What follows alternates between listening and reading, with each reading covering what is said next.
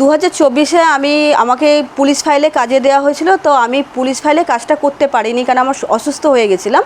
তো তারপর থেকেই আমি বসা বাপি মালাকার যে আমাদের গিল্ড সেক্রেটারি, তার কাছে যাই, কাজ চাই, সে কাজ দেয় না। সে বাহানা করে বলে যে না আমার কাছে কাজ নেই, যত বসরা আছে সব নিয়ে নিচ্ছে, মানে অ্যাসিস্ট্যান্ট দেখে নিজেদের পছন্দ অনুযায়ী নিয়ে নিচ্ছে। হ্যাঁ, তা এরপরে তো যাই হোক আমাকে কাজ দেয় না দীর্ঘদিন ধরে। আমি বসদেরকে গিয়ে বলছি যে কাজ দিন। ওনারা একটাই কথা বলছে যে বাপি মালাকার কাজটা ডিস্ট্রিবিউট করে বাপি মালাকার যাকে পাঠাবে আমরা তাকে নেব, ব্যাস এইটুখানি। আর মেন কথা হচ্ছে এরপরে আমি বাপি মালাকার কাছে আমি অনেকবার গেছি, অনেকবার গিল্ডে গিয়ে দাদার হাতে পায়ে ধরেছি কাজ দেওয়ার জন্য, উনি কাজ দেয়নি। এর দরুন আমি সৌরভ বিশ্বাসকে মাদার অফ যে বসে রয়েছে প্রেসিডেন্ট, তাকে আমি একটা চিঠি দিয়েছি। সেই চিঠির আমি কোনো উত্তর পাইনি এবং 3 তারিখ থেকে নিয়ে 3 তারিখ এবং 4 তারিখে 3 তারিখে একজন ফোন করে বলেছে এবং 4 তারিখে আমার বাড়িতে একজন এসে ধমকি দিয়ে গেছে। ধমকি দিয়ে যাওয়ার পরে 5 তারিখে লোক পাঠিয়েছে।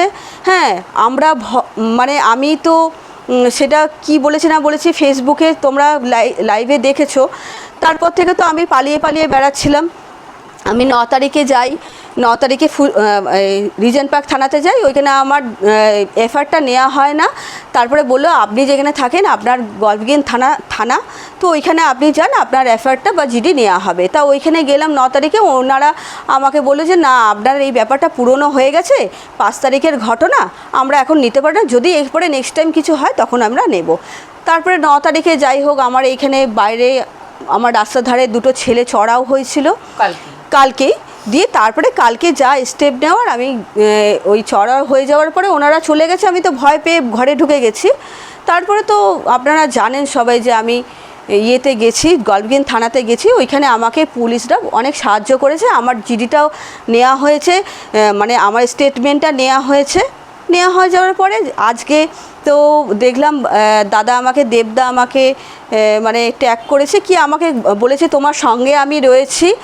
তো তারপরে তো যাই হোক তোমরা তো সবই জানো ব্যাপারটা, ঠিক আছে। হ্যাঁ, খুনের হুমকিটা আমাকে 4 তারিখ দিয়েছিল, মানে যে আমার বাড়িতে এসেছিলো সে আমার বাড়িতে বসেই 4 তারিখে আমাকে খুনের হুমকিটা দিয়ে গেছে যে তুমি চিঠিটা তুলে নাও, তুমি যদি চিঠিটা তুলে না নাও তোমাকে কিন্তু মার্ডার করে দেওয়া হবে, ঠিক আছে। এমন করে মার্ডার করা হবে যে মার্ডার করলে সেটা প্রুফ হবে যে তুমি সুসাইড করেছো, মানে এমন করে মার্ডারটা করা হবে। তো সেই মুহূর্তে আমিও ছিলাম, তো তখন আমি তাকে উল্টো কোশ্চেন করেছিলাম যে মার্ডারটা করা হবে, কাজ চাইলে কি মার্ডার করা হবে? তো কাজ চাইলে কজনকে মার্ডার করবে, মানে 1 জন 2 জন 3 জন 4 জন 5 জন কতজনকে মার্ডার করবে, মানে কাজ চাইলে মার্ডার হতে হবে।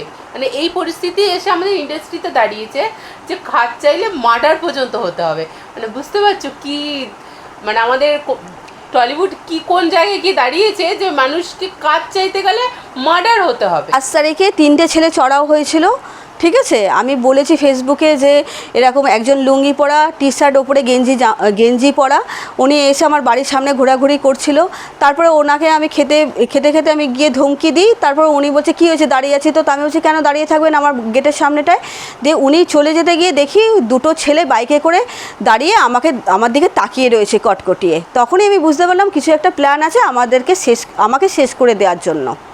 গতকাল হয়েছিল যে আমি বাজার করে ঘরে ঢোকার পরে তারপরে দেখছি যে আমি ব্রেড বানিয়ে আমি বারান্দায় গেছি, ওইখানে বসে ব্রেডটা খাবো। আমি জাস্ট 1 কামড় মুখে নিয়েছি, তো দেখি 2খানা ছেলে কালো টুপি পরা, হ্যাঁ, হাতে গ্লাভস, পায়ে গ্লাভস, একদম পুরো মানে যেটা সিরিয়াল কিলার হয় সেরকম সেজেগুজে পুরো এখানে চড়াও হয়ে আমার জায়গাটাতে ঘুরে দাঁড়িয়ে ও আমার দিকে তাকাচ্ছে, আমি ওর দিকে তাকাচ্ছি। আমি তো বুঝতেই পেরে আমি সঙ্গে সঙ্গে ঘরে ঢুকে গেছি। তারপরে তো থানায় ফোন করি, থানা থেকে বলে আমাকে আসার কথা। তারপরে তো যাই থানাতে জিডি করাই, আমাকে অনেক মানে থানা যে সুস্মিতা দি উনিও সাহায্য করছে, বড়বাবু আমাকে অনেক সাহায্য করছে এবং আমার স্টেটমেন্ট নিয়েছে, অনেক কথা আমাকে থেকে বলেছে, মানে জিজ্ঞাসা করেছে।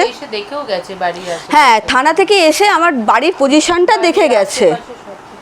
দেবদার ফোন থেকে প্রবীরদা ফোন করেছিল, প্রবীরদা আমাকে চেনে, এর আগেও আমি প্রবীরদার সঙ্গে কাজ করেছি। ম্যানেজার বললো তোমাকে নেওয়া হবে, ঠিক আছে। দেবদা এর পরের প্রজেক্টে যখন হবে, পরের প্রজেক্ট কিন্তু তোমাকে নেবে, ঠিক আছে, এই কথা বলেছে। তারপরে ম্যানেজার, যে ওনার পার্সোনাল ম্যানেজার আছে, বলছে দেবদা আমাকে ফোন করতে বললো, তো তুমি একটা থানার চিঠিটা পাঠাও আমাকে, যেটা আমাকে জিডিটা দিয়েছে স্ট্যাম্প করে, তো ওই থানা চিঠিটা আমি পাঠিয়েছি।